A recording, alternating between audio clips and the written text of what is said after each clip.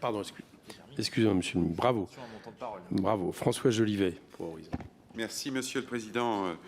Merci, Monsieur le Ministre, pour les explications que vous nous avez fournies. Le groupe Horizon Apparenté est très attaché, comme vous le savez, au redressement des comptes publics et rappelle d'ailleurs que la théorie du déficit à 3%, c'était une limitation, mais que certains États, et notamment l'Allemagne, ont essayé d'avoir toujours des excédents, ce qui n'est pas notre cas, donc le mal vient de loin. Pour autant, la parole de la France est encore crédible, si j'en crois l'emprunt obligataire qu'elle a levé il y a quelques semaines. 4 questions, Monsieur le Ministre. Le premier, vous avez obtenu dans le programme de stabilité un taux de croissance à 1%. Les plus pessimistes sont à 0,6. Vous êtes au plus optimiste, 1%.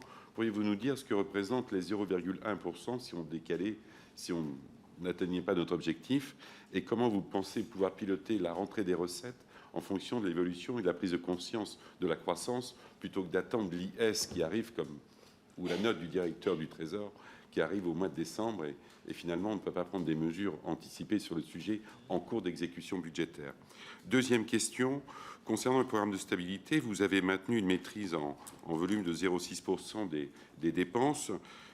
Pourquoi ne pas avoir une trajectoire plus ambitieuse et par ailleurs, quelles sont les réformes structurelles que vous prévoyez pour parvenir à cette trajectoire? Et enfin, une question qui revient chez beaucoup d'intervenants.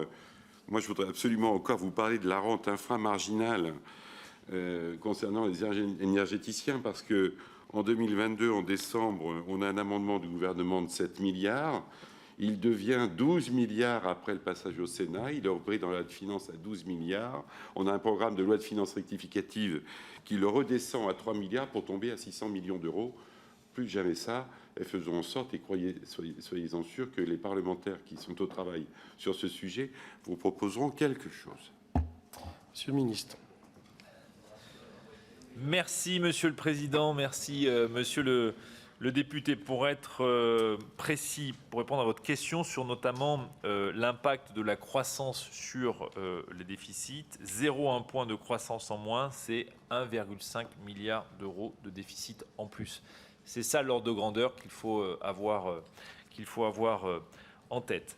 Alors, vous avez noté que dans le programme de stabilité, nous avons un programme exigeant sur l'évolution de la dépense publique, puisque nous avons fixé 0,6% en volume, hors urgence et relance, en moyenne sur la période 2023-2027. Et vous me demandez, est-ce qu'on ne pourrait pas être plus ambitieux encore? Je rappelle que sur la période 2015-2019, c'était 0,9% en volume. Sur la période 2011-2014, 0,7% en volume.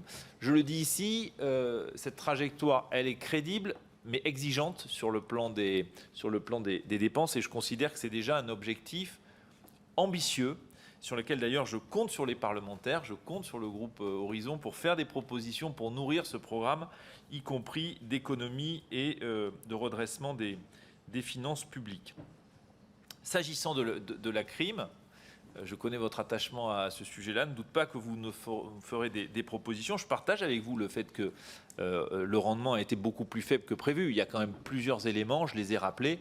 Le fait que l'évolution des prix, notamment de l'électricité, ont très fortement baissé, donc ont changé d'une certaine manière le calibrage de la mesure, que les mesures nouvelles à calibrer sont toujours difficiles quand on crée un impôt d'une certaine manière, et qu'il faut donc pouvoir y revenir, et que je suis à votre disposition avec l'ensemble des services de Bercy pour pouvoir vous donner tous les éléments d'appréciation et assurer que le travail que vous menez nous permette demain d'avoir un meilleur rendement que celui que nous avons obtenu cette année.